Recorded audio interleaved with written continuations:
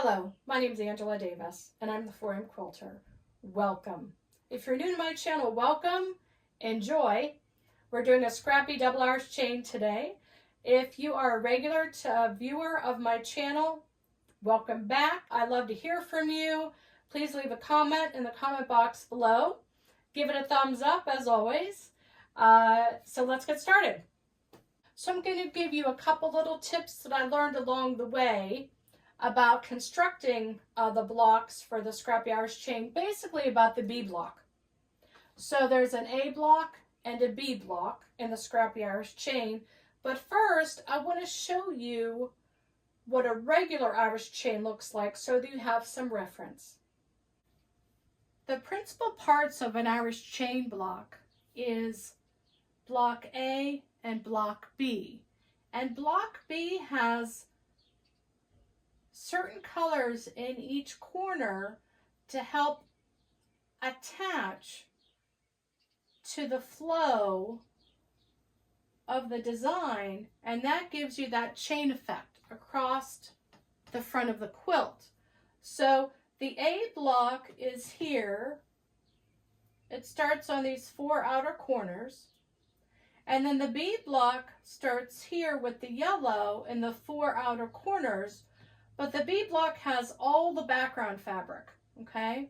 The A block has your chain effect. So there's one dominant going down the middle, or sometimes people choose to do the dominant in the double color, which I call the chain.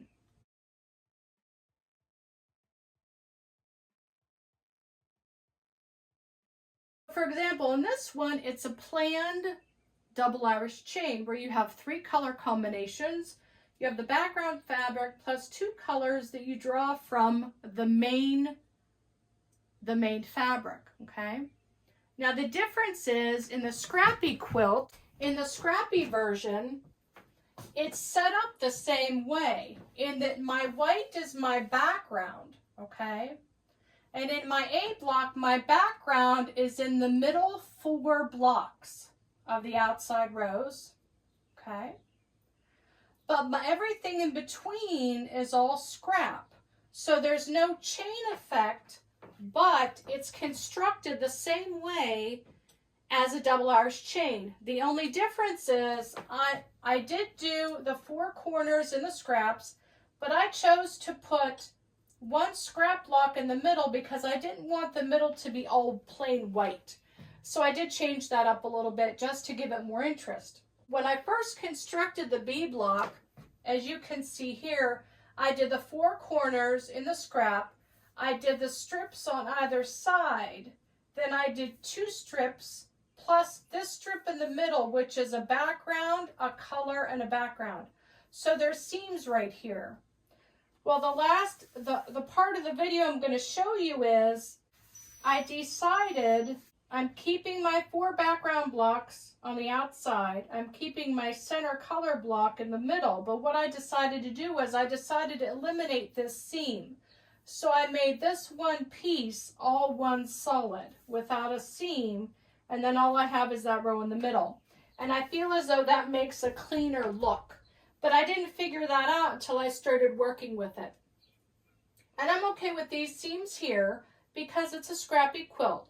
But if I were making a Scrappy Double Irish Chain for someone, I would do it in this effect.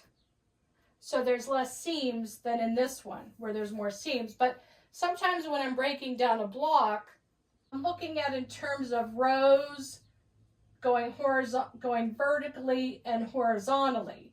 So when I first made the B block, I said, okay, I have this row here and this row here. And then I said, okay, the middle's going to have a row here, and then these 3 in the middle, and then the background in the background in a rectangle. Well, then after I made a couple of them, I went, wait a minute, I think I can eliminate this seam here if I just cut this all in one piece. So here's a close-up look of the A block. And like I said earlier, the A block is 5 squares across by 5 squares down. And the part that is constructed the same way as a double Irish chain is at this position here, the middle square on the outer row is the background color, and my background color is white. And that's where, as you look at the pattern, that's what connects this block to the B block.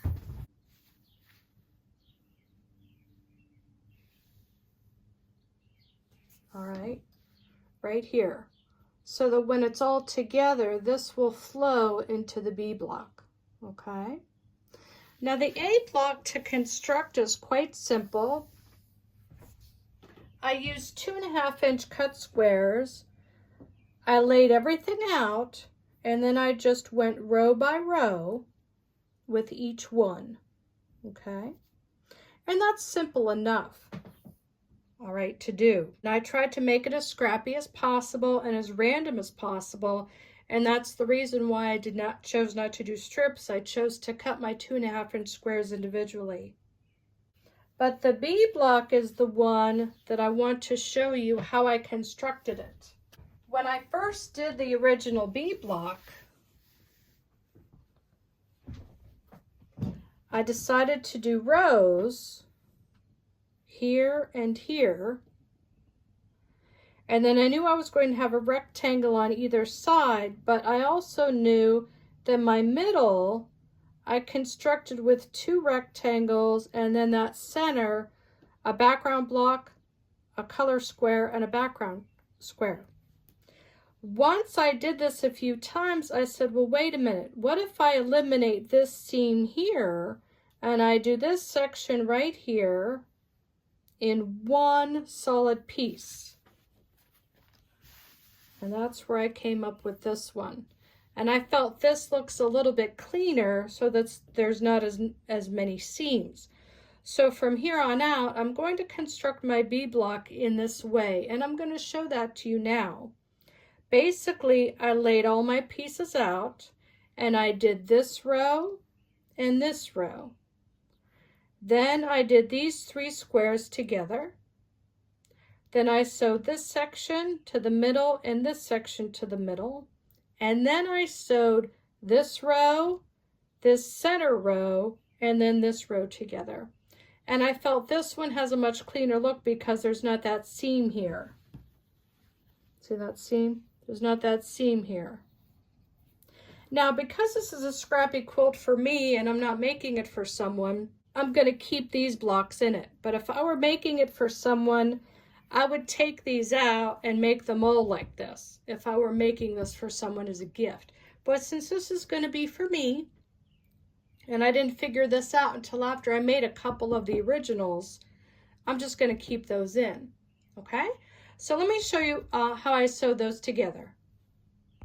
So you can see here I have the 4 corners, the 2.5 inch squares. Along the sides I have the 2 narrow rectangles. In the middle I have the 3 little squares, and then the larger rectangles above and on the bottom of those 3 center squares. And I'm just connecting them according to their rows.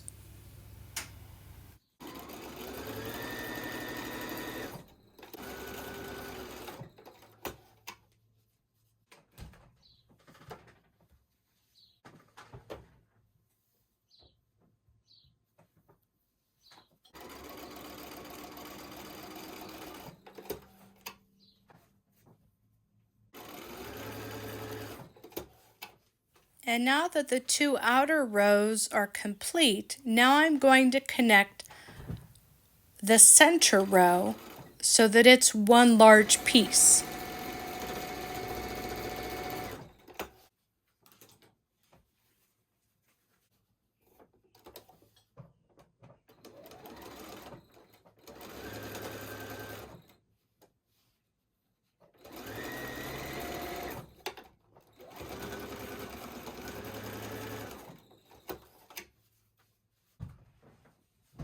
So as you can see here, we now have 3 columns, the outer column, the middle column, and the other outer column. And now I'm just going to sew those columns together to complete the block.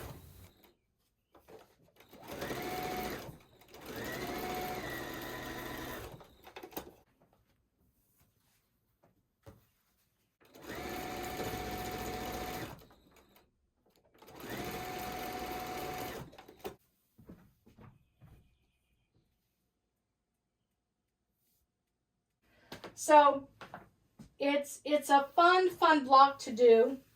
And I am, you know how I am about cutting little 2.5 inch squares. It's hard for me to fiddle with 2.5 inch squares. I like working with strips.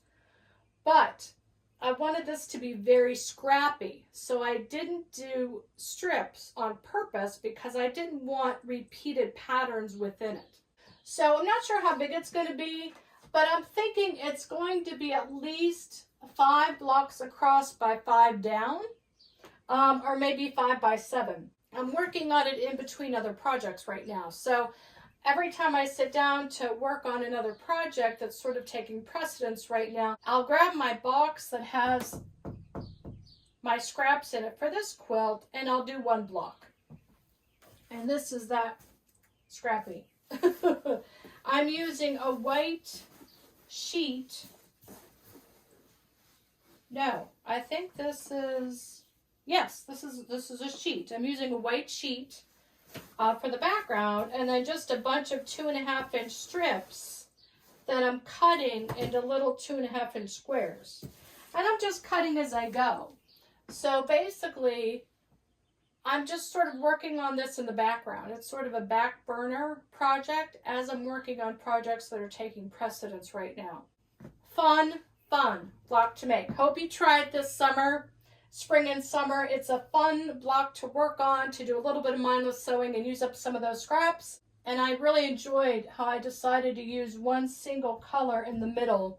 Number 1, it uses up more scraps, and number 2, it gives a little bit of pop instead of just having the solid white. Did you enjoy this little fun video this week on the Scrappy Irish Chain? Give me a thumbs up and a like, and subscribe for more videos to come. My name is Angela Davis. I'm the 4am Quilter. I hope you have a great week. And remember, why sleep when you can sew?